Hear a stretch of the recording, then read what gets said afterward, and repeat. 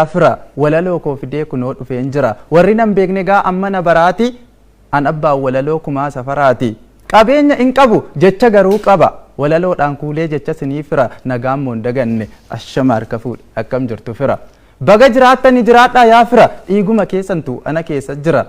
kanaaf amaan fedhu siniin awwa gaarii waaqni isinirraa achaa qabu aarii kan kaayyoof karoorrii jalaa gabaabbatu kan achiin cochoonee achuma dhaabbatu waaqni siniin godhiin akka muka silkii hunda keessaniifuu annan awwa milkii kan sin qooduuf immoo adda adda siniru jinniin isa gobee gobaatti aadiru akka waraabessaa alka waariyaa yuusu waaqni mataasaarra bakakkaa aabuusu goomataan oromoo haa boq akka cabbii oromoo jabeessee nuufaa dhaabu rabbi mee eenyu siin jennaa atumti kun eenyu qixxee taaddasaa moo goobanaa si keenyu eessattis dhalattee dhaloonni kee eessaa gandi kee immoo kamii ganda jiran keessaa jettee nan gaafatiin of eegyaa qaxale ankan gandaa miti kan biyyaati malee lafeen koo lafee kush dhiigni koo immoo oodha biyyi koo oromiyaa sabni koo oromoodha eessattuu dhaladhu kunnaaf dhimma miti ilmaan abbaa tokkoo oromoodha nuti oromiyaa bal'oo gototee gandatti waan ganda koo taateef sillaalu addatti biyyi keenya tokko hin qabnu addaani firooma koo feenaan dhufiin gandaani sammuun gandaa yaadu mormaafuu ba'aadha oromoo ta'uun kee qofaan naaf ga'aadha musliima taanu yookaan kiristaana oromummaa keenyaan utuu walitti taana amantii walqoonnee nu intaanu bursa amantiin kan abbaat oromummaa dursa addanuun qoodinaa itti waliin gallu oromoo taanee baanee somaalee taaneen gallu jedheen nirbuu seenee irbuu gaafa dhiigaa goonni gaafa xiiqii goonni gaaf shiniigaa galmee seenaa laaliyyoo siin galle tarii gandaaf jedheen duuni jaalma garsaa barii lammii barateetu mirga isaa gaafata garboonfataa cabsee boquusaa ol baafata jedheen ni qabsaa'ee diina kute dugda kan inni qabsaa'eef oromoota hunda shawwaaf jedhee miti yookaan immoo baalee leenjisaa mandeellaa gootichi salaalee kan bareechee beeku ormas ta'ee firru oromummaaf jecha kufee taaddee birru galatamu. Bagana gaan dhufte. Ani baguman eessaa dhufte eessatti dhalatte jedhee sin gaafanne waan makaateen qabattu na fakkaataa ture na oolchiteettan jechaa oole ani immoo tagaafiillee dhiifnu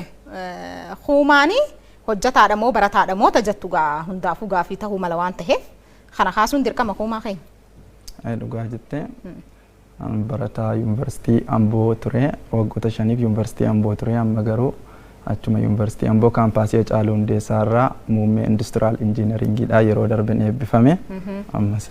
isumaanan itti jira. Walaloo ijaaraatti amma industirii hojiirraa amma gara industirii walalootti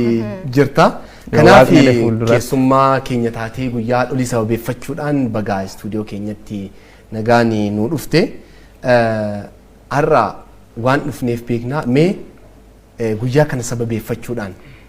waan jettu qabdaa jalqaba irratti guyyaa haadholii kan irratti yoo danda'ame waa'ee haadhaa jecha tokkoon ibsaa jaame yeroo baay'ee jechiin ibsu waan ta'eef ani walaloo maanotoon ibsadhee natti tola kan walaloodha meeshaan silas lafaa ol mararree waaqaa gadangaftu akka keen agarree anoo waa marattu yaa angaftuu jiruu ogeetti waa mara naanoo jaalala keen namoo geessa gara harmee koo deessuu koo xiiqoftuu koo haqaa jecha ga'aan dhabe siin moggaasuuf maqaa siinnaaf ibsuu dide jechuun ankaakee mee eenyu siin jedhee si waamu maqaa kee aannan koo siin jechuuf bullaan dhama qaba siifan maqaa keessaa waamee maqaa dhaba damma koo siin jechuuf dambis gagaa qaba siifan gabii dhabee akkan ta'u dhaba utuu tulluun kunuu dacheetti diriire utuu jechi hunduu wal ga'ee hiriire harmee koo olmaa kee jechi imeen fixu hammam jecha filus jechatu singitu eenyu siin jedhuree eenyuun si fakkeessa fakkaattiin kee eenyu biiftuu moo addeessa miixuu koo miixattee milkooma koo deessa guutummaan qaama koo waa'ee kee odeessa gola onnee kootii laphee walakkeessa qixxee miliyoonotaa at qofaa kee teessa harmee koo deessuu koo yashee akka kuma waaqaatii gaditti naafirkoon koosuma oliif gadi fiigaa karaarraa karaatti ji'a 9 guutuu na baattee garaatti ciniinsuun cinqamaa waa hunda dandeesse jiraadhu harmee koo yaa armee na deesse baga guyyaa dholis nagaadhaan naaf geesse kompaasii jiruu koo utubaaf dagale ati yaa guddisee koo hin beeku si malee kan kee maalan jedha jecha kamiin ibsuu yasheenan daganne amma ija libsu kallattii deemsa koo mijeessituu garaa kallattii deemsa koo mijeessituu karaa mee maaluma jedheensi ciibsuree garaa afaan utuun bariin na wajjin dubbatta xurii fi furii koo wajjin na dhungatta nan uffiteen teessu inaftu na bira